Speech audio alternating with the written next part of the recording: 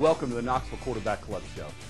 I'm Jeff Haygood, and today we're pleased you're with us to honor high school football players and their coaches and those who serve the game of football in our region. We hope you'll enjoy today's speaker. All of us who follow Tennessee football and college football are fired up about what we're going to hear. So sit back and enjoy the show. Anybody who's achieved greatness for a long period of time in college football, they've been recognized by the Knoxville Quarterback Club with the Robert Nealon Award. We presented it this spring at a banquet that was very well attended by our club, and we've asked our nominee to come back and let us formally give it to him in front of all of our club and to say a few words to us. And let me tell you, there may have been better known nationally guys that have won the Nealon Award. But there's never been a better human being that's won the Nealon Award than this year's winner. He is an absolute legend in every way that's important. And by the way, he just won 290 college football games. Let's give a great big Quarterback Club welcome to our 2009 Nealon Award winner, Coach Ken Sparks. Coach.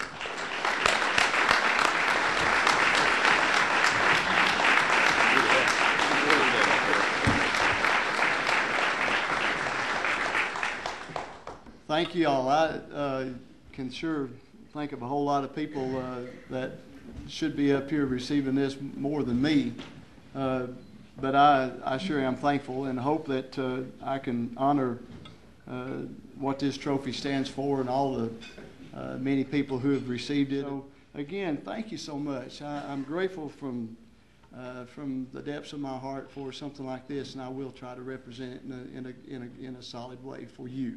Thank you very much. That's great. That's great.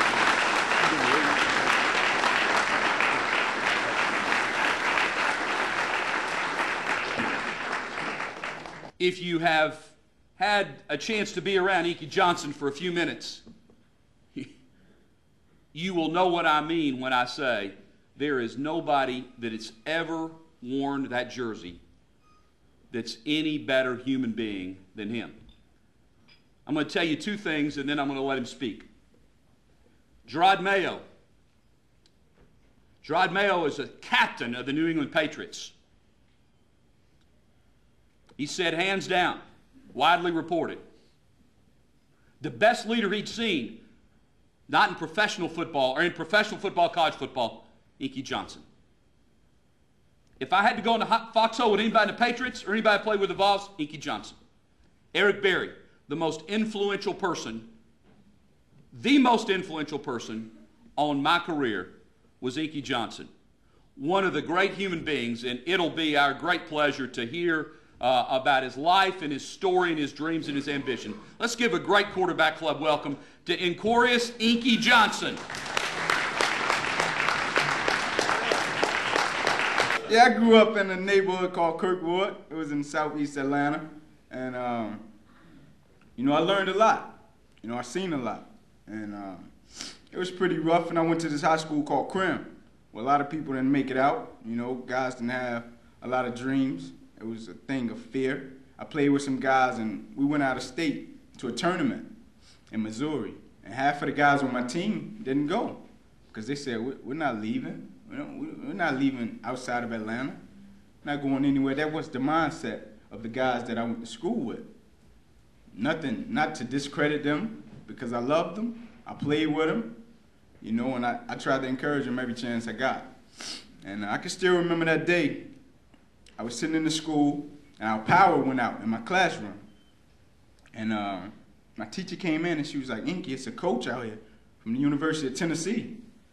And I was like, the University of Tennessee? They here to see me? She was like, yes, and it was Pat Washington. I went out, he was like, hey, we got your tape. We think you're a pretty good athlete. And, you know, we want to get you up on a visit. I was like, really?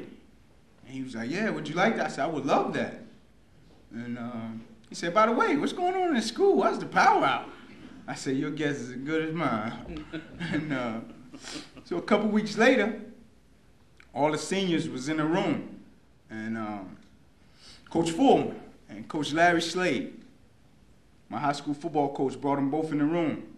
And all of us, we were sitting in the room like this, all the seniors at our school. And this story will tell you how much we knew about college football in my area, how much they cared about it. My high school coach came in the room. He said, "Hey, stop the commotion. Everybody be quiet. Hey, do you guys," he had Coach Foreman beside him, say, "Hey, do you guys know who this is?" Everybody's like, "No." Get out of here. He's like, "Get out of here. We don't know who that is." I was like, "Yeah, that's Coach Foreman, man, University of Tennessee." I was tapping my homeboys, "Hey, this Coach Foreman." He's like, "Oh, we don't care who that is." I was like, "I do. I want to go to college." So I ran up there to meet him. Of course, I knew he was there for me because Pat Washington had came. And he told me, "Inky, we want to offer you a scholarship." And he was like, "Do you want to come up and see the campus?" I said, "I don't even have to go see the campus. I'm coming." I said, "It's my opportunity to get out of here. I'm coming." And I struggled with my grades a little bit. And unfortunately, I hadn't passed my SAT scores or my graduation test scores, and I had one more go-round. And all the schools that was recruiting me, they was holding on me because they was like, "We don't know if Inky's going to make it." And I was telling them, "I'm going to make it. I'm going to make it." Georgia had me up like every weekend.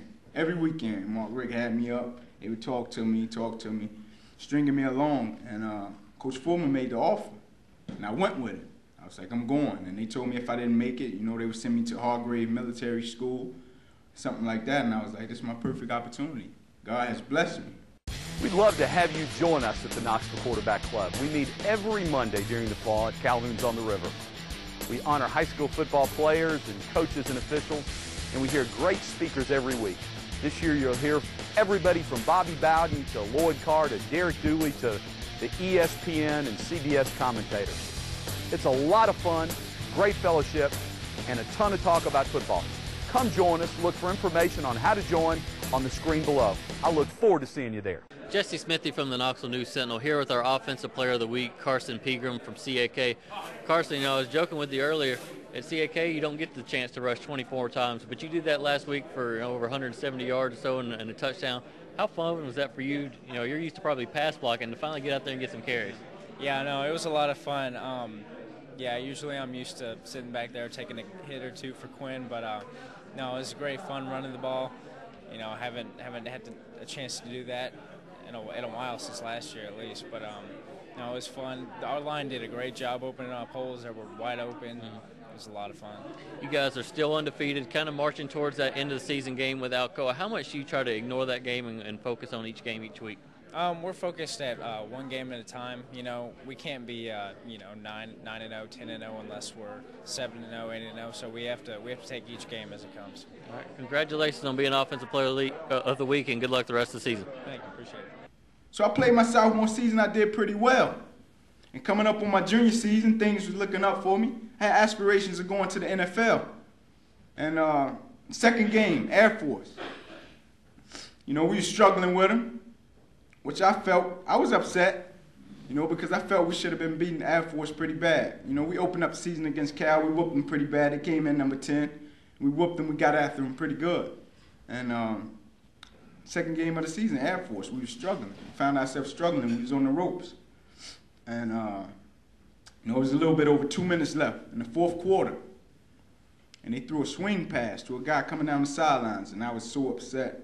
I can remember dropping back in my quarter, and then when I broke to come up, I was thinking, I'm about to flatline this guy. I'm about to knock the ball out. That's it for Air Force. I'm about to end the game right here. They've been hanging around too long.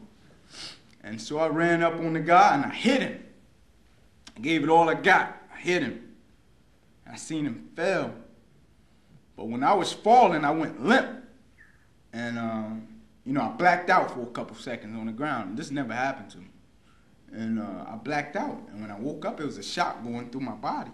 I couldn't feel anything at first. And it left. And it stayed in my arm. And I tried to get up. I couldn't get up. And Jonathan helped me. He was the first one over to me. He was like, "Ink, get up." And I was like, "I can't." And he was like, "What you mean you can't? You always get up. Get up." I was like, "I can't." And Mayo, my roommate, Gerard Mayo, he was the second one over. And he was like, "Ink, what's wrong?" I was like, "I can't get up. And my arm is hurting really bad." And he was like, "Oh, it's probably a stinger or something." And I was like, "Yeah, hopefully it's a stinger." And our training staff, they came out, and You know, they did the procedures and they put me on the spine board. And went through all the procedures, went up to the UT Medical that night, and I had to perform, well, the doctors had to perform life-saving surgery on me because I busted a claving artery in my chest. And they said if they didn't fix it right away, I would have lost my life.